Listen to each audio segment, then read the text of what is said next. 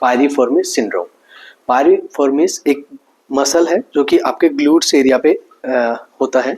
अब इस मसल का दो हेड होता है जिसके बीचों बीच आपका साइटिका नर्व यहाँ से निकल के एक रूट बनाता है और वो आपका यहाँ से ऐसे ट्रेवल करके यहाँ से दो में डिवाइड हो जाता है। अब कई बार क्या होता है कि ये वाला जो मसल है आपका, ये बहुत टाइट होने की वजह से ये दो पायरिफॉर्मिस के हेड हैं और इसके बीच से आपका साइटिका नर्व गया है। अगर ये हेड ऐसे टाइट हो जाएंगे तो नर्व के ऊपर प्रेशर अप्लाई करेंगे। इस प्रेशर की वजह से आपका नर्व जो है पूरे लेग में पेन स्टार्ट हो जाएगा।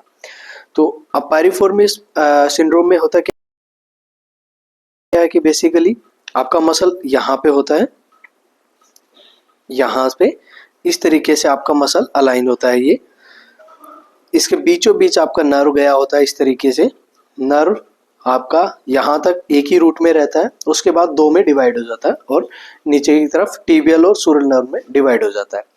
अब पायरिफॉर्मिस सिंड्रोम बेसिकली पेशेंट अगर बहुत ज़्यादा इम्बैलेंस सरफेस पे बैठे, जैसे कि चेयर्स होती हैं या फीमेल्स में जैसे वो ज़्यादा क्रॉस लेग करके बैठ जाते हैं, तो उस दौरान क्या होता है आपका एक हिप ऊपर वाली साइड पे हो जाता है, एक हिप नीचे वाली साइड पे।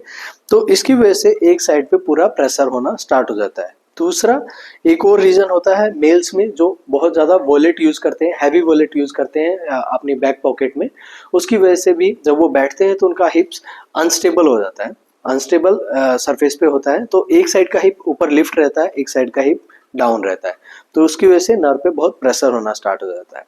ठीक है, ये सेम आपका मिमिक पेन जनरेट करता है साइटिका नर्व का। साइटिका नर्व जो आम भाषा में कहते हैं कि साइटिका हो गया, साइटिका हो गया, उसमें आपका बहुत सारा रूट कोज होता है।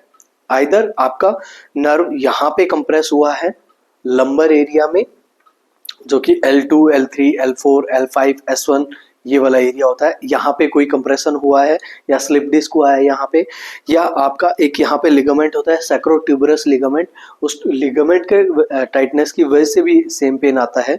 और एक जो मैंने अभी बताया आपको पायरिफॉर्मिस सिंड्रोम, उसमें भी ये सेम आपका साइटिका पेन जनरेट होता है।